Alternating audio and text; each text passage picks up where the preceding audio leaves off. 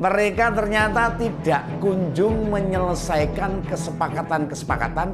Bukan hanya itu, PKS juga dikabarkan mendapatkan godaan dari partai lain untuk tidak berada di koalisi perubahan. Bisa diprediksi bahwa tuntutan PKS itu jelas meminta kursi wapres, cawapres. Makanya belum terjadi deal-deal antara mereka. Ya, tentu Demokrat akan merasa sangat keberatan sebab elektabilitas AHY jelas di atas Aher. Pencapresan Anies secara sepihak oleh Nasdem sebenarnya bisa dilihat sebagai offside dalam politik. Kalau benar mau berkoalisi, tapi mengapa hanya melakukan langkah sepihak? Bagi yang waras pun, langkah Surya Paloh bisa dilihat sebagai bentuk penguasaan dan politik posesif kepada Anies Baswedan. Apalagi sekarang Anies lebih terlihat sebagai jurukam Nasdem kemana-mana. Bisa jadi yang ada dalam pikiran elit-elit parpol baik di PKS ataupun Demokrat saat ditanya pengen dukung Anies, ya kepengen.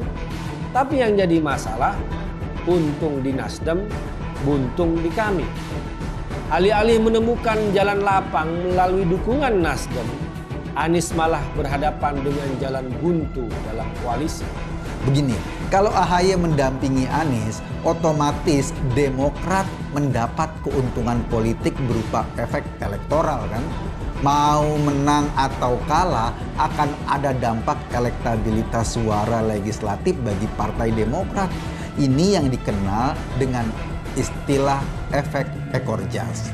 Sementara karena pasangan AHY Anies dianggap tidak ada yang merepresentasikan wajah PKS, efek itu akan lebih minim bagi PKS. Demikian juga sebaliknya, jika Aher yang kemudian mendampingi Anies, efek ekor jasnya dapat ke PKS.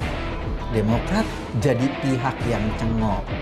Dalam politik, cengok itu adalah sesuatu yang gak enak. Orang lain makan durian, dia masa cuma ngunyah bakyak, nah gitulah istilahnya. Jadi ya, menurut Fachri Hamzah, gagalnya deklarasi pada tanggal 10 November ini lantaran belum ada kesepakatan dari pihak bandar. Ngeri sekali kan statement dari Fachri Hamzah ini.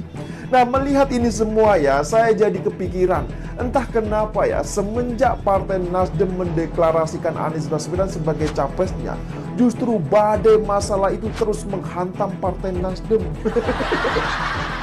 Ya, misalnya yang terbukti ini soal survei elektabilitas Nasdem. Diketahui ya bahwa dari beberapa hasil lembaga survei, elektabilitas Partai Nasdem ini justru terjun bebas setelah mendeklarasikan Anies Baswedan sebagai capresnya.